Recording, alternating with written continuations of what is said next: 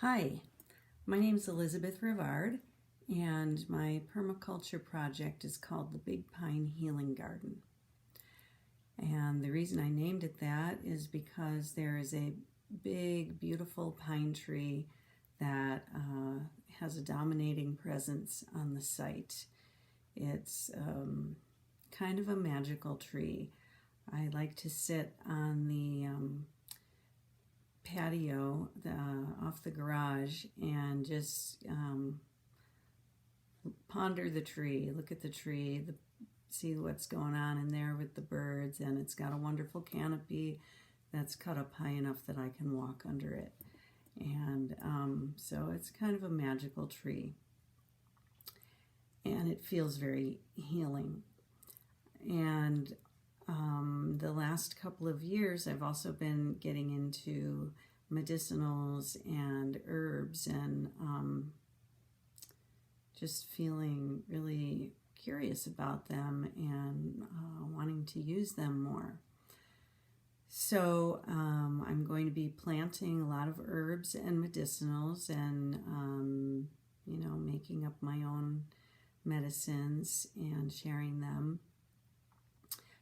Possibly when I retire in 2.5 years, I would try to make some money with them. I don't know, but that's where the Big Pine Healing Garden comes from. So it's got just a nice healing feeling, and then actually we'll be growing healing herbs and medicinals. So that's where the name comes from. The challenges on the site to fulfilling that mission and goal are that the big pine casts a big shadow, and it's on the south side of the backyard, which is where virtually all of the changes will be taking place on the site. So I don't have a lot of sun. There's also a lot of other big trees on the site, and I should tell you where the site is. It's in Helena, Montana, which is on the east side of the Continental Divide, so we don't get much precipitation. Our average precip is 12 inches a year, and the climate is harsh. We can get down to 30 below or more in the winter, and I've experienced that, and up into the 90s in the summer. The growing season is not long. It's about 4 months long, so that's another challenge. We get quite a bit of wind here in Helena, which can also be very drying, very desiccating. So sun and water capture are my big challenges, but the solution is in the problem. So the solutions that I've come up with are to take out a spruce tree that is on the southeast corner of the house, and it's a little scraggly looking. It's okay, but it looks like it's seen better days. And it casts an afternoon shadow in a spot that would otherwise get pretty good sun all day. So nice for planting. So I decided to take out the spruce, which I can now burn in my wood stove after it cures, so it won't be going to waste. And in the area that's been opened up, I planted an apple tree last year, and am creating an herb garden, and it opens up a spot for an elderberry bush. So the tree gave itself up for some pretty good stuff. The elderberry bush brings me to water capture, which is really important. So I'll be capturing the water from the roofs of the house and the garage, and one of the downspouts from the house will go right to the elderberry bush, which is great because they like a lot of water. And I've had a friend of mine scrounge some old gutters for me, which I'll be putting on the garage in the spots where there weren't any, and capturing the water from the garage and putting that to good use.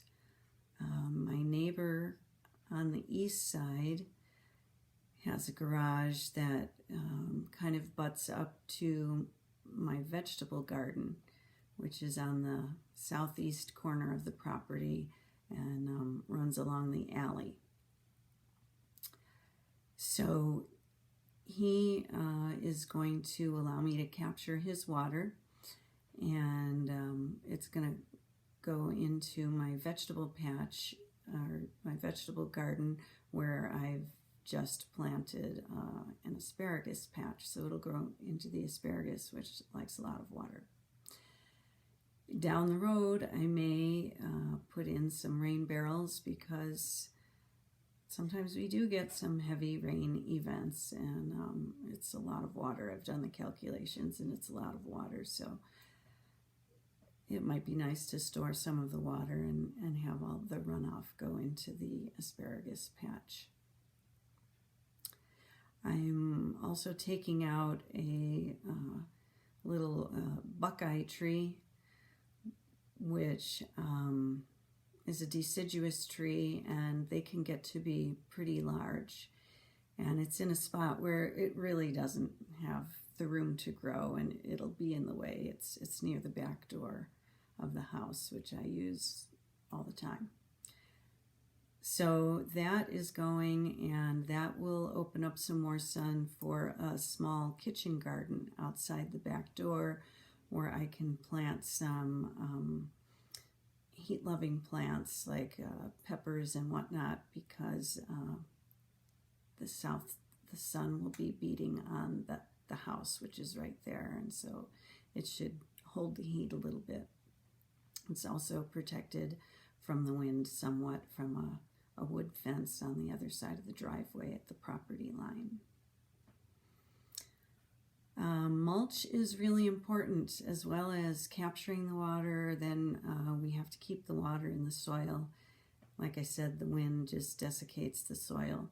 So the property, like I said, has a lot of big established trees, and the front yard has a number of them. So I have lots of leaves for mulch and compost, leaves and grass clipping, because there's lawn out there also.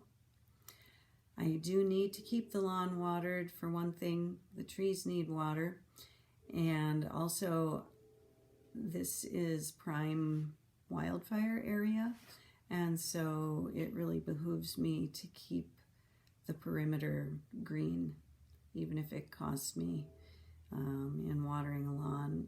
It just pays to keep it green, to make it more defensible in case of a wildfire. I'm about half a mile from Mount Helena, which is pretty heavily timbered. What else? So those are some of the solutions to the challenges of the lack of sun and water. On the plan, I have called for some chickens, having a chicken coop and fly pen on the south side of the garage. This spot was chosen because it's got protection on the north from the garage, and it's away from the house, so I won't smell the chickens, and it's up against the garage, which has electricity, so when it does get sub-zero in the winter, the chickens do need some supplemental heat.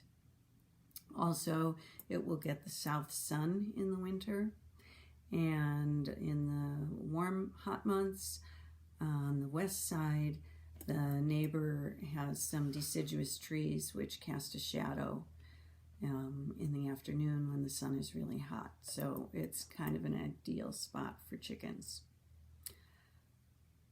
Having said that, the chickens are in the plan, but I don't know if I will implement that or not.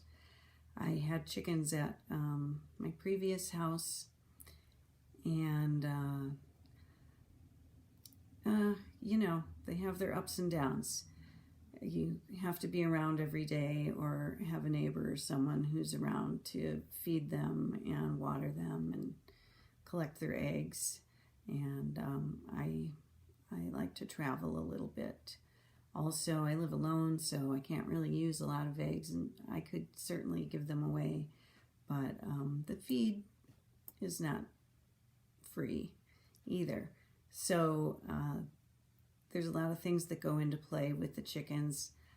If I do put in the chickens, it might be after I retire in a couple of years. So the chickens, if I had them, excuse me, would be great for manure and eggs, of course. Those are the high points of my plan. I feel a cough coming on and I don't have any water nearby. So if you would like to learn more about my project, there are maps and writings on the website.